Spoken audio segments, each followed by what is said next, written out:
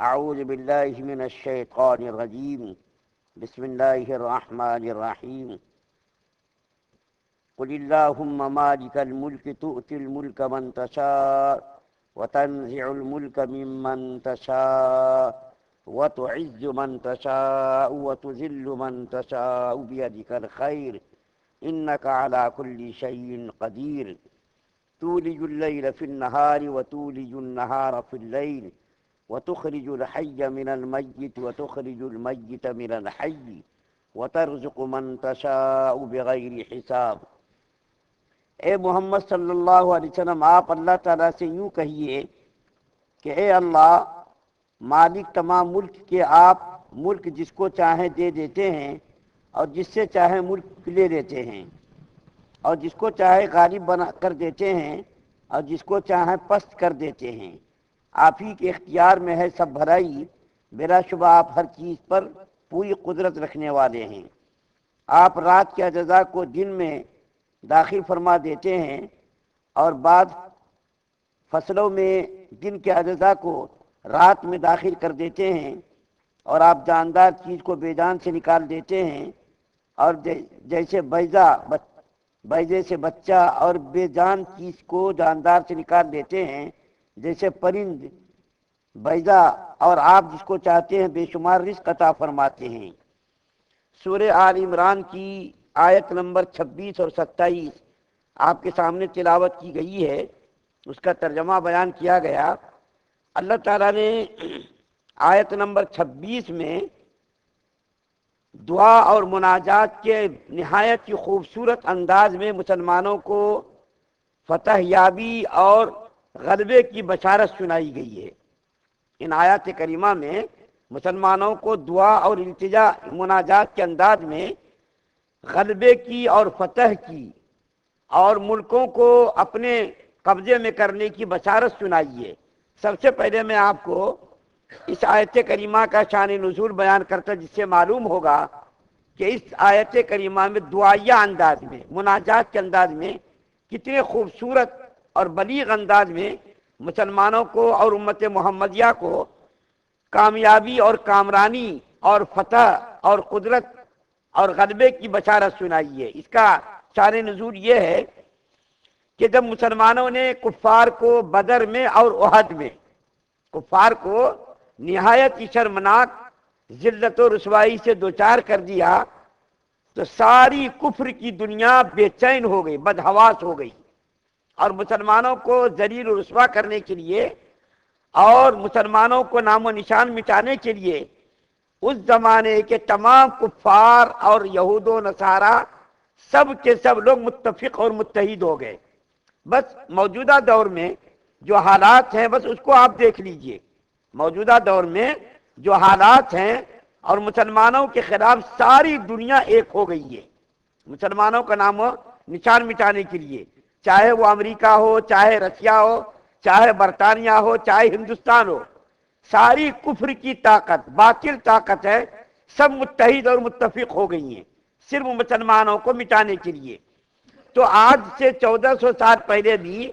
جب مسلمانوں نے قلت تعداد کے باوجود، قلت ہتھیار کے باوجود، کمزوری اور بے قسم پرسی کے باوجود جب مسلمانوں نے کفار کو بدر میں اور احد میں شکست سے دوچار کیا، تو ساری کفر کی دنیا، یہود و نصارہ سب متفق اور متحد ہو گئے، اور سب لوگوں نے آپس میں مشورہ کیا، یہودیوں نے، نصرانیوں نے، کہ دیکھو تم لوگ باہر سے حملہ کرو۔ مکہ کے کفار کو کہا کہ تم لوگ باہر سے حملہ کرو اور ہم لوگ اندر سے مسلمانوں کو دبائیں گے، اس طریقے سے مسلمانوں کا نام و نشان مل جائے گا۔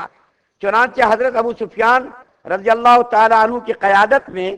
مکہ کے کافروں کا 12,000 سے لے کر 15,000 کی تعداد، کتابوں کے اندر لکھا 10,000، 12,000، 15,000 ان کی تعداد لکھی گئی۔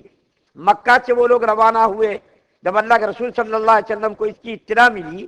تو اللہ کے رسول صلی اللہ علیہ وسلم نے صحابہ کرام کو بٹھایا۔ ہمارے نبی صلی اللہ علیہ وسلم کی عادت تھی، جب کوئی معاملہ پیش آتا تو صحابہ کرام سے مشورہ کرتے، اور قرآن بھی کہتا وشاورہم فی الامر، کہ آپ معاملے میں مشورے کیا کیجئے جب بھی کوئی ضرورت پڑے۔ تو اللہ کے رسول صلی اللہ علیہ وسلم کو مشورے کی قطعاً ضرورت نہیں تھی، آپ تو نبی تھے، اللہ تعالیٰ سے براہ راست آپ کو احکامات ملتے تھے، اس کے باوجود اللہ کے رسول صلی اللہ علیہ وسلم نے مشورہ مانگا صحابہ کرام سے کہ بتاؤ ان حالات میں ہم لوگوں کو کیا کرنا چاہیے، کافروں سے بچنے کے لیے کیا تدبیر اختیار کرنی چاہیے۔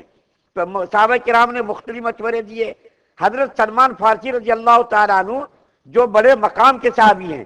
انہوں نے کہا یا رسول اللہ صلی اللہ علیہ وسلم، ہماری سمجھ میں یہ بات آتی ہے کہ ایران میں ہمارے یہاں جب کوئی طاقتور مضبوط دشمن آتا تو اس سے بچنے کے لیے ہم لوگ خندق کھودتے تھے، خندق کھود کر کے اس سے بچاؤ کرتے تھے۔ تو اللہ کے رسول صلی اللہ علیہ وسلم کو یہ مشورہ پسند آیا، چنانچہ صحابہ کرام کو 10 آدمیوں پر ایک ایک گروپ بنا کر کے تقسیم کر دیا۔ اللہ کے رسول صلی اللہ علیہ وسلم نے 10 صحابہ کرام کو جو ہے ایک ایک گروپ میں تقسیم کر دیا، اور 40 گز ایک ایک گروپ کو دیا، یعنی 10 آدمیوں کو کھودنے کے لیے۔ اور آپ کو معلوم ہے وہ پتھریلا علاقہ، ایسا علاقہ نہیں ہے، پتھریلا علاقہ،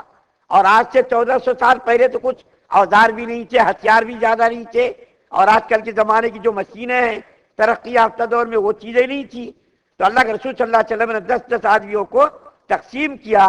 اور 40 گز ان کے حصے میں تقسیم کر کے دیا کہ 40 گز تم کھودنا۔ چنانچہ مسلمانوں نے ایمانی قوت کے بلبوتے پر چند دنوں میں، مہینے میں نہیں، 15 دن میں نہیں، چند دنوں میں مسلمانوں نے 3.5 میل کے رقبے کو جو کھود دیا، خندق کو کھود دیا۔ آج کا زمانہ بھی ہوتا تو 10-20 دن میں ایسا کام نہیں ہو سکتا تھا، آج تو معمولی کاموں میں بھی کتنے دن لگ جاتے آج، لیکن اس زمانے میں جبکہ ترقی نہیں تھی، ایسے